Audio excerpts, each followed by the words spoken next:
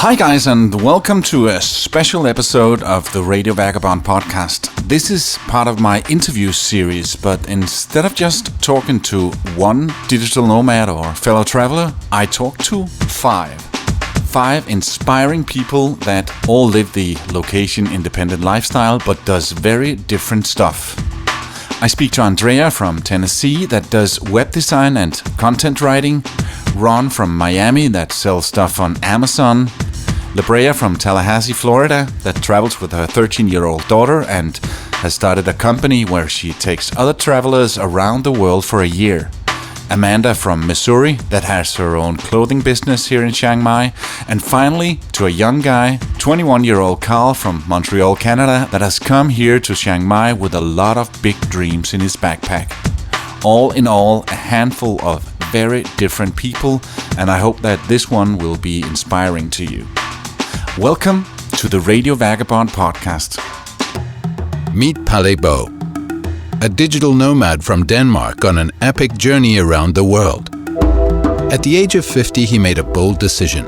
He sold everything, his house, his car, his furniture, and set out with a quest to visit every single country in the world, documenting everything along the way. This is the Radio Vagabond podcast. But before we start, let me mention that this episode is brought to you in part by hotels25.com. It's a website that helps people like you and me to find the best deals on hotels, guest houses and hostels around the world.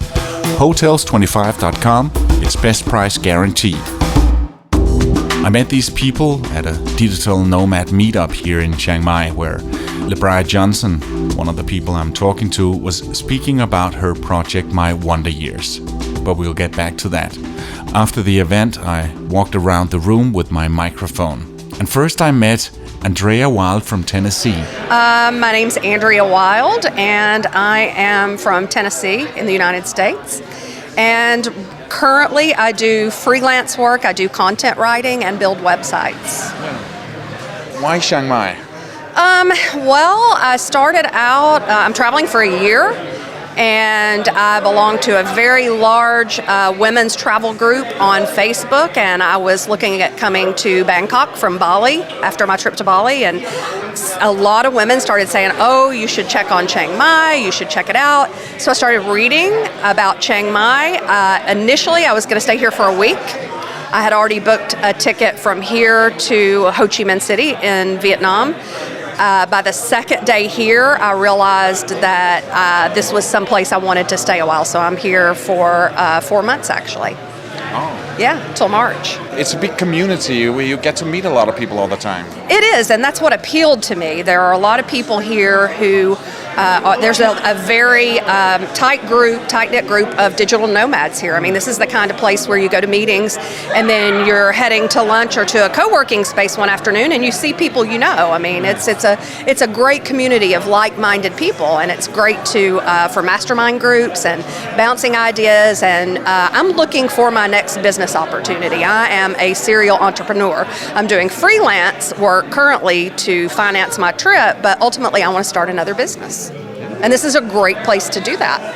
On her blog, Andrea breaks down how much money it's costing her to live this lifestyle. This is very interesting, especially if you're considering coming out here. It's wildeatheart.net. Wild is with an E. I'll put a link in my show notes. I also met Ron. My name is Ron Tuck. I'm actually from Miami, Florida. And we became good friends. What are you doing here in Chiang Mai? Well, I actually traveled here because I set a plan to come here quite some time ago because of the digital nomad community here and the potential networking, and just it's very conducive to being productive in my business. So that's the main reason I traveled here, but it's also a beautiful country and lots of stuff to do and see as well. What is it that you do? I am a Amazon FBA seller, and I'm in the process of releasing a blog right now. Can you elaborate a little bit more on what it is that you sell on Amazon, and not for the people who think that Amazon is only books? Oh, sure, absolutely. That's actually a common misconception. Amazon is the largest marketplace in the world, and they have many different marketplaces, the main one being .com out of the US. So basically what I do is I look for things that are very high in demand but has limited supply and limited competition. So the way that I go about doing that is I use some online analytical tools to help aid me in the buying process. And I'm looking for things that maybe are selling at a regular price but are, there's at least a 40% margin or higher on Amazon, 40% return or higher on Amazon, due to the fact that people are always going to buy from this marketplace just out of convenience. People are not shopping on Amazon just to browse around and say, hey, let me take a look and see what's out there. They're ready to buy. So I'm looking to fill that, channel with products of my own that, will turn a profit. How long have you been here, Ron? I have been in Chiang Mai now a little over a month. I've explored around Thailand, a couple other cities as well, but this is a very, very good place to come and work and be productive. I will be here for another just under 2 months, and then I'm not sure. I'm thinking either Taiwan or the Philippines is next. It's a very cool business, what Ron's doing, and he's very good at what he does. He also does a blog called redpillrebellion.com. You should check it out. My name is Lebriah Jones. I am from Tallahassee, Florida, but I've lived in Atlanta, Georgia for the past 10 years. And now you live around the world. And now I live everywhere. Yeah. Yes. You have this amazing project. Can you tell me about it? Absolutely. So I have a program called My Wander Year. And we basically create a lifestyle that people don't have to vacation from. So we have about 20 to 30 people who we take around the world for a whole year, staying in each place for 3 months at a time, which is just long enough to make it feel like home. We take care of the flights, the lodging, transportation, one cool excursion a month, hotspots, and a co-working space so that people can be productive. But the biggest value we provide is a community of people to travel with. The reason you did that was you needed it for yourself, really. Yes, so I had been wanting to travel for a very long time and live abroad, at least for a year or two, and just myself and outside forces kept me from doing it for a long time. And at some point I just kind of got sick of outside forces telling me I couldn't. So I decided to create the opportunity for myself and then extend it to people who, for whatever reason, thought it wasn't available to them either. Do you think this is going to be a one-time event, or are you building another program next year?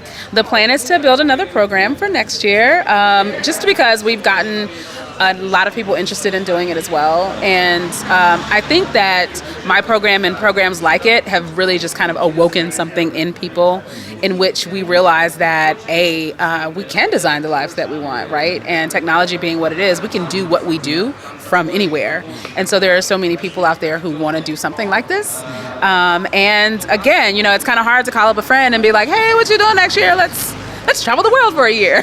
Yeah. So, my program and other programs like it really kind of facilitate people being able to design that life. And so I absolutely would love to do it again. Yeah. And you travel with your daughter?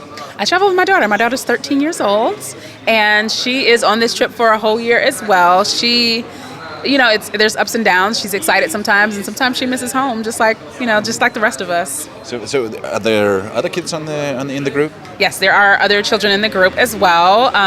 There's another 13-year-old and an 8-year-old as well. So in fact, you travel with a bunch of digital nomads. Yes, we travel with a bunch of digital nomads, some of whom work for companies, some of whom work for themselves, and some of whom are starting their own businesses.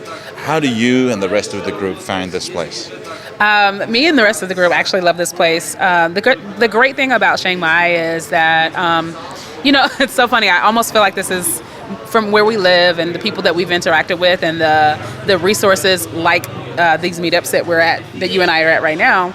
It almost makes it feel like a college campus. We really get to interact with a lot of different people from different backgrounds that are doing a lot of things that are similar and different from what we're doing, and kind of exchange ideas and thoughts. And, it's so crazy how 2 weeks in, walking from one end of where we live to the other end of, another street, you run into 4 people, just like you're in college campus. So it's actually pretty great. And I think that when people first get here, they see how laid back everyone is and not as in a rush. because we kind of shed some of the, that overworked mentality that we have in the U.S. And so at first it can seem that people are not productive here, but you'll quickly find out once you start ingraining yourself in the digital nomad community that people are very productive. People are very open to, new ideas and new experiences and trying new things in business and sharing those successes and failures. Yeah, that's one of the things I've noticed around here, because of course you can go and be social and have a party on a Saturday night, but it's not like a party place. People are very productive. Yes, people are very productive, and the great thing is one of the things that I love about Chiang Mai is it truly proves that you can work when it's productive for you and where it's productive for you to work. I mean, me and a group of people were sitting outside at a wine cafe at 11:30, 12 at night, drinking wine and getting work done, and we were being productive. And so, I love to hashtag down with cubicles. Like, it doesn't require, you're not required to be in an office from 8 to 5 sitting at a cubicle to get work done. If you're more productive at 2 in the morning, you can get up and go to camp or to Pun Space, and you can work at 2 in the morning, and it's okay. And there will be other people there that are just like you, who can feed into that creativity and feed into that productivity just by manner of being there, right? And do you have to be an Afro-American woman to apply, or can Danish guys apply as well? Anybody can apply. You absolutely do not have to be an African-American woman. I have to be an African-American woman because I was born that way, and I'm happy about it. But anybody can come. Anybody can join us. We love diversity. We love new experiences, and it only adds to the community. So come through. Yeah. So you started out in Prague, and then you've been here for almost 3 months, and you're about to leave for the third place, which is one of my favorite places on this planet, Cape Town. I'm so excited. I love Cape Town. It's just a beautiful juxtaposition of mountainous and beach and cultures and music and food, and I mean it's a beautiful place, and I'm so looking forward to it. Yeah. I'll miss Chiang Mai a lot though. A lot. Yeah. Make sure you do the paragliding from Signal Hill. About that. I did that. I'm afraid of heights. I'm afraid of heights is all I have to say. So I'm going to put a maybe on that. My daughter will probably do it. She's way more brave than I am. But I'll see what happens. Good luck, and maybe I'll see you somewhere. Thank you so much. It's good to meet you. I also put a link to Lebriah's amazing project, mywonderyear.com, in my show notes. I'm Amanda, and I'm from Missouri. Amanda Day from Missouri does a fair trade women's fashion called Tropical Bliss. You're from Missouri, and you are one of the people who stay longer than most people in Chiang Mai. Yes, I started out a digital nomad, and now I'm an expat in Chiang Mai. I've graduated. You've graduated. What do you do, Amanda? I have my own clothing business. I make women's clothes. Why Chiang Mai? Well, I read about it in blogs. I read really good things about the city being a great place for entrepreneurs, and I came here to see if it was true, and it was. Lots of great communities like this one. Yeah. So you've got no plans of moving back or going somewhere else? I'm kind of married to Chiang Mai now, because now that I started my business and the seamstresses that I work with are here, we actually produce clothing here. So it's kind of this real family, network that I have here in Chiang Mai. But I still have the travel bug, so I'm trying to find ways to balance living in Chiang Mai but still taking some months out of the year to do other exciting adventures. What does Chiang Mai have that other places don't? Coconuts. Really unlimited cheap coconuts. Papaya, mango, fresh juice. 10 feet away at any given moment of the day. Really, one thing I love about Chiang Mai is healthy food and healthy living at a good price. That's pretty awesome.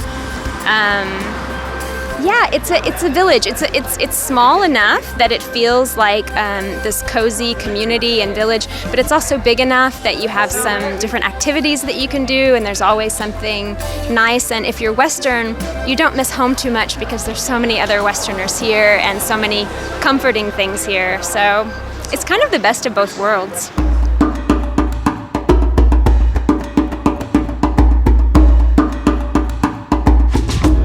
So my name is Karl Chmielowiec. I'm from Canada, Montreal, Canada. Karl from Montreal, Canada is a 21-year-old guy trying to figure out what to do in his future. I'm 21. Yeah. I just turned 21, actually. Yeah. He's a great kid with a lot of dreams. And you've been here 3 months. What are you doing here in Chiang Mai? I guess most of what I do is connect right now, learn about myself, and also I'm in between two business models. A web agency helping entrepreneurs have and create a better online presence, and my second thing is self-expression. So that's something that I'm building upon right now. How long time do you plan to stay here?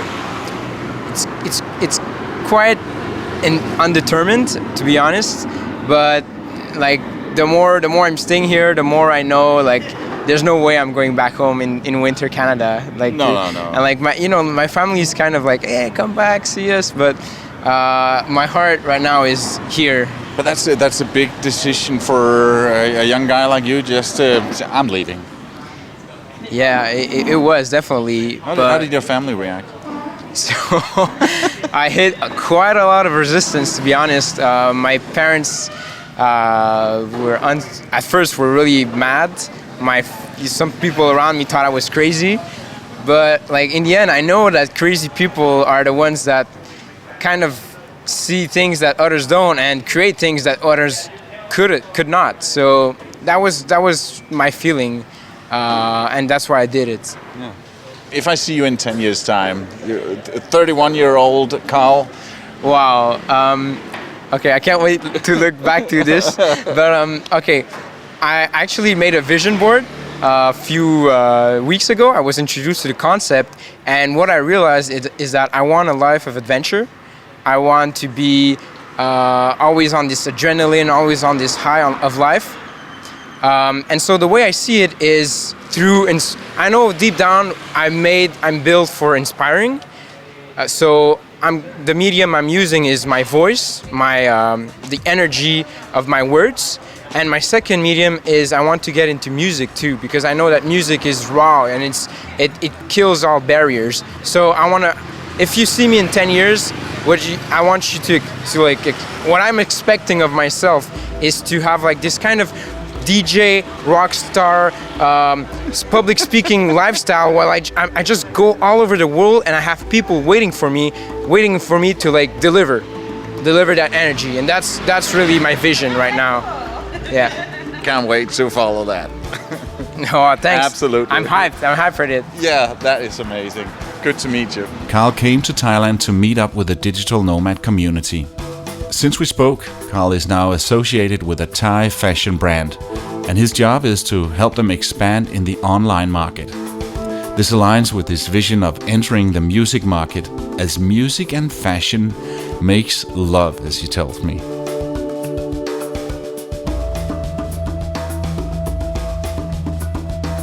Here in Chiang Mai, I also talked to Johnny FD. He travels like a boss, and I consider him sort of the godfather of digital nomads. I love it here. I really do. And every time I feel like maybe it's time to move on, I will sell all my stuff, get rid of my apartment. I'll go to whatever hotspot people keep talking about, whether it's Austin, Texas, or Sofia, Bulgaria, or Berlin, Germany. I'll go there thinking, okay, this is the new place. This one's going to be a million times better. And after 1 or 2 months, I miss Chiang Mai, so I come back. Mm-hmm. And then I met Carol Lu and her husband Michelle from Montreal. That were probably the first digital nomads in the world. They've been living this lifestyle for 23 years. When we sold everything and gave up everything, all we had left was what we were wearing then and our fax machine. So did you bring the fax machine? Yes, we brought the fax machine. Yeah. You'll find these 2 episodes in my podcast feed. I really encourage you to listen to those as well. If you like this podcast, please subscribe in iTunes or the podcast app on your smartphone. You can see pictures, watch videos, and read much more on theradiovagabond.com. Pale can be reached for interviews and public speaking gigs on mail at theradiovagabond.com. My next stop will be in Luang Prabang in Laos, and I'm so looking forward to that. My name's Pale Bo, and I gotta keep moving. See ya.